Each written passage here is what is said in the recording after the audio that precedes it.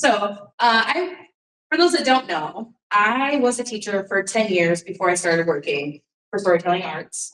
And however, I've only been a mother for about 4. And sometimes the line between my teacher self and my mom self is a little vague. On the one hand, I want her to be, set up for success. I want her to be prepared for school.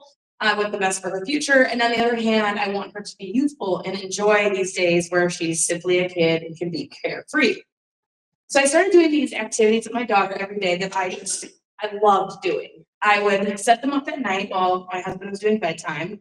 And then in the morning, she would, rush on down, as in her words, as early as possible, because she couldn't wait to do these learning activities. And after a while, they started kind of drag on a little bit. And I still had fun preparing them. I called it my prep work, like I was back in the teaching zone. But she just wasn't as enthusiastic. And so part of me was like, maybe I shouldn't, because that, I shouldn't push it because I don't want to burn her out before kindergarten. That's ridiculous.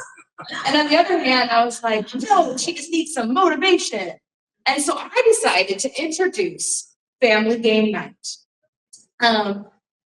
For those that don't know, by Friday, there's a reason why parents order pizza, because you are just exhausted.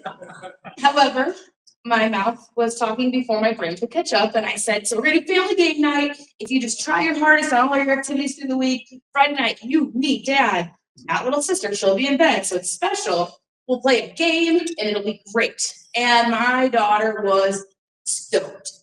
So the first couple of nights we played Uno, which is something she's been playing for a while now. However, we were in a thrift store. We stumbled upon a game called the Sneaky Squirrel. And I love squirrels. So the second we saw the box, my daughter was like, Mommy, squirrel. And I was like, cool, we'll get it. This could be one of our family game night games. Obviously, by Friday, it rolls around. My enthusiasm is a little bit lacking for the Sneaky Squirrel game, but my daughter has not forgotten, because she will not forget things she does not want to forget. And the point of the game is you have a little grabber with a squirrel on it. You spin the spinner, and it lands on a color. Or you can steal from someone else. So you take a, color acorn. So it'd be a red acorn, a purple acorn, until you get on your little tree, your squirrel gets all the different colors. You win. But like I said, you can also steal acorns from other players. And so the first round we're playing this game, my daughter wins. My husband and I are kind of like, yeah, oh darn, like, golly gee, wish I would won that one, not the sneakiest squirrel. And as we keep playing, the night's rolling on, my daughter's enthusiasm has not been lost. Whereas I'm kind of scrolling on my phone, and my husband is just kind of like staring off his face, probably watching, a Pacer game in the distance, thinking about who knows what. And my daughter keeps winning. And we're like, okay, it was cute first, but like, what? There's no secret. It's a spinner. It's a chance thing. Until we realize that she has her hand behind her back.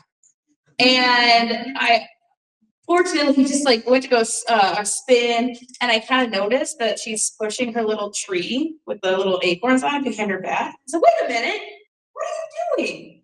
And she said, well, I wanted to win. And she had been hiding acorns the whole time. So we wouldn't know which one she had.